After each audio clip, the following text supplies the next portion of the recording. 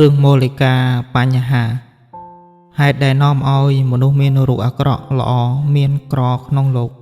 សម័យមួយព្រះសម្ពុទ្ធគង់នៅក្នុងវត្តចេតពុនជិតក្រុងសាវត្ថីពេលនោះនាងមូលិកាទេវីជាអគ្គមហេសីព្រះបាទបតេនទីកោសលបានចូលទៅកលព្រះមានប្រភេទក្រាបបង្គំទូលសួរប្រស្នាបួនខចំពោះព្រះអង្គថាមួយបបិទ្ធព្រះអង្គដ៏ចម្រើនអ្វីជាហេតុបច្ច័យដែលនាំឲ្យស្ត្រីខ្លះក្នុងលោកនេះមានសម្បុរអាក្រក់ផងមានរូបរាងអាក្រក់ផងក្រខ្សត់ផងមានស័ក្តិតូចផងព្រះសម្ពុទ្ធសម្ដែងថាមនាលនាងមូលិកាស្ត្រីនោះជាអ្នកក្រោធខឹងច្រើនមានចិត្តចង្អៀតចង្អល់គេនិយាយប៉ះពាល់បន្តិចបន្តួចក៏ចងចិត្តខឹងព្យាបាទមាននេះរឹងត្អឹងក្រញ៉េក្រញៅរអ៊ូរតំលោឡាផងមិនដែលធ្វើទៀនមានឲ្យបាយទឹកសម្ពុតយានជំនិះផ្កាកំរងគ្រឿងក្រអូបគ្រឿងលាបទីដេកទីសំណាក់និងគ្រឿងប្រទីបចំពោះសំណាក់ព្រាហ្មណ៍ផងជាអ្នកមានចិត្តរឹស្ចាច្រណែនប្រទុះចំពោះលាបសក្ការៈសេចក្តីគោរពរាប់អានសំពះបូជារបស់ជនទាំងឡាយដទៃផងទើបស្ត្រីនោះរូបរាងអាក្រក់ផងក្រសត់ផងមានស័ក្តិតូចផងបញ្ហានេះមានន័យទូទៅទាំងបរោះស្ត្រីគឺការក្រោធខឹងជាហេតុឲ្យមានរូបកាយពណ៌សម្បុរអាក្រក់ការមិនធ្វើទានជាហេតុឲ្យក្រខ្សត់ភោគទ្រព្យការច្រណែនរឹស្ចាប្រទុះចំពោះលាភសក្ការៈអ្នកដតីគឺមានចិត្តអាក្រក់មិនចង់ឲ្យអ្នកដតីក្រនបើជាងខ្លួនជាហេតុឲ្យមានស័ក្តិតូចត្រកូលថោកទាបខទី2បបិទ្ធព្រះអង្គដ៏ចម្រើនអ្វីជាហេតុបច្ច័យដែលនាំឲ្យស្ត្រីខ្លះក្នុងលោកនេះមានសម្បុរអាក្រក់មានរូបអាក្រក់តែជាអ្នកមានស្ដុកស្ដំមានទ្រព្យច្រើនផងមានស័ក្តិធំផងព្រះសម្ពុទ្ធសម្ដែងថាមនាលនាងមូលិកាស្ត្រីនោះជាអ្នកក្រោធខឹងច្រើនមានអ្នករឹងត្អឹងរអ៊ូរតំលោឡាតែជាអ្នកធ្លាប់ធ្វើទានមានឲ្យបាយទឹកជាដើមចំពោះសាមណព្រាហ្មណ៍ផងជាអ្នកមិនមានចិត្តច្រណែនរឹស្ចាចំពោះអ្នកដតីផងទើបស្ត្រីនោះមានរូបអាក្រក់ប៉ុន្តែមានទ្រព្យសម្បត្តិនិងមានស័ក្តិធំ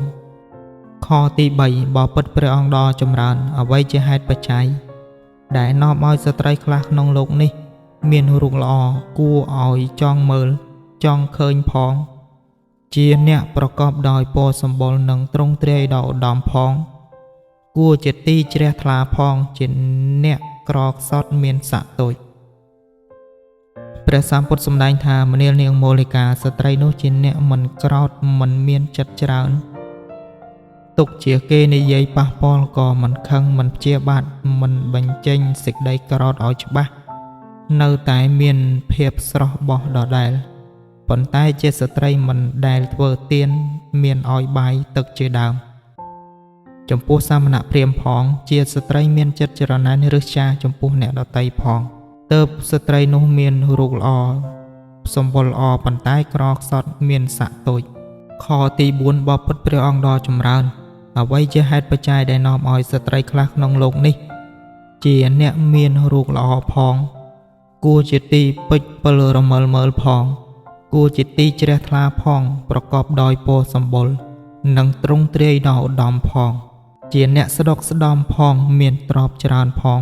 មានស័ក្តិធំផងព្រះសម្ពុទ្ធសម្ដែងថាមនាលនាងមូលិកាស្ត្រីនោះជាអ្នកមិនក្រោធទុកជាគេនិយាយប៉ះពាល់ក៏មិនខឹងមិនព្យាបាទមិនបញ្ចេញសេចក្តីក្រោធឲ្យច្បាស់នៅមានទឹកមុខស្រស់បោះដដែលផងជាស្ត្រីធ្លាប់ធ្វើទានមានឲ្យបាយទឹកជាដើមផងមិនមានសេចក្តីច្រណែនរឹស្ចាប្រទុះចំពោះលាភសក្ការៈអ្នកដតីផងទើបស្ត្រីនោះមានរូបល្អមានសម្បុរល្អមានទ្រង់ទ្រាយដ៏ឧត្តមគួរឲ្យចង់មើលចង់ឃើញផងជាអ្នកមានទ្រព្យស្ដុកស្ដំផងមានស័ក្តិធំផងលុះចប់ប្រស្នាទាំង4ខនេះហើយព្រះនាងមូលិកាទេវីក្រាបបង្គំទូលព្រះសម្ពុទ្ធថាបបិទ្ធព្រះអង្គដ៏ចម្រើនពីជាតិមុនខ្ញុំព្រះអង្គជាអ្នកខឹងច្រើនមានចិត្តមេនេះរឹងត្អឹងទៅជាតិនេះខ្ញុំព្រះអង្គមានរូបអាក្រក់មានសម្បុរអាក្រក់ប៉ុន្តែក្នុងជាតិមុនខ្ញុំព្រះអង្គបានធ្វើទានផងមិនមានចិត្តច្រណែនរឹស្ចាអ្នកដតីផងទៅជាតិនេះ ខ្ញុំព្រះអង្គមានភោគៈទ្រព្យស្ដុកស្ដំផងមានស័ក្តិធំផងជាអធិបតីលើខតិយកញ្ញាខ្លះព្រាហ្មណ៍កញ្ញាខ្លះកហបតីកញ្ញាខ្លះដែលមានចំនួនច្រើនក្នុងរាជត្រកូលនេះបបិទ្ធព្រះអង្គដ៏ចម្រើនចាប់តាំងពីថ្ងៃនេះទៅខ្ញុំព្រះអង្គមិនក្រោធខឹងខំអត់សង្កត់នៅសេចក្តីក្រោធផងខំធ្វើទានឲ្យបានច្រើនផងមិនឲ្យសេចក្តីចរណែនឬស្យាចំពោះអ្នកដតីកើតឡើងបានផងបបិទ្ធព្រះអង្គដ៏ចម្រើនខ្ញុំព្រះអង្គបានយល់ភ្លឺច្បាស់ណាស់អស់សង្ស័យចំពោះរឿងនេះទៀតហើយសូមព្រះមានព្រះភ័ក្ត្រទ្រង់ចាំទុកនៅខ្ញុំព្រះអង្គថាជាឧបាសិកាអ្នកដល់នៅសារណៈស្មើដោយជីវិតតាំងអំពីថ្ងៃនេះតរៀងទៅ